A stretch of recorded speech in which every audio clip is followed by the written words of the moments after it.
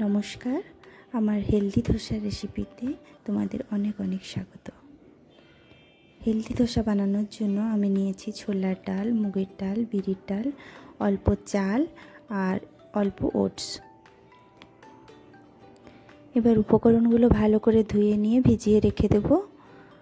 5 থেকে 6 ঘন্টা মতন ভিজিয়ে রেখে দেব। দেখো 5 থেকে 6 ঘন্টা পরে আমার সমস্ত চাল, ডাল, ওটস ভিজে তৈরি হয়ে গেছে। এবার এগুলোকে একটা মিক্সিং জারের মধ্যে নিয়ে নেব এবং গ্রাইন্ড করে নেব।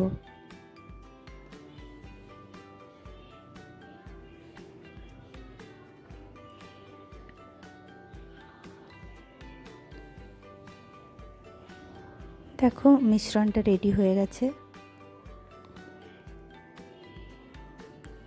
তোমরা চাইলে জল অ্যাড করতে পারো। দেখো কনসিস্টেন্সি কতটা পাতলা কতটা মোটা দেখে নাও। এবার এটার সাথে আমরা অ্যাড করে নেব অল্প পরিমাণে লবণ আর অল্প পরিমাণে গোটা জিরা।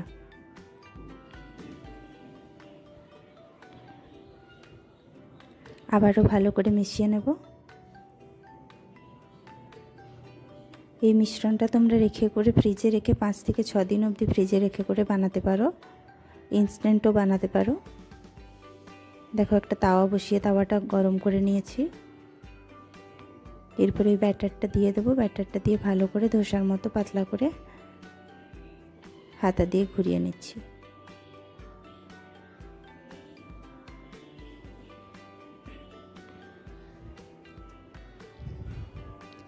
এবার ওপর থেকে অল্প একটু ঘি দিয়ে আমি ভালো করে এটা ভেজে নেব।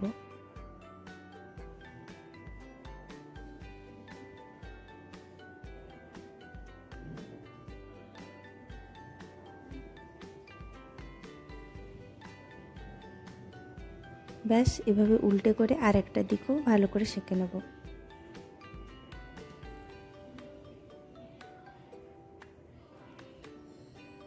এটা তোমরা বাচ্চাদেরকেও দিতে পারো বা তোমরা যারা বড়রা ডায়েটে আছো তারাও খেতে পারো। হেলদি যারা লাইফস্টাইল লিড করতে চাইছো তারা সবাই এটা খেতে পারো। দেখো এটা রায়তা আচার দিয়ে করে তোমরা ট্রাই করে দেখতে পারো।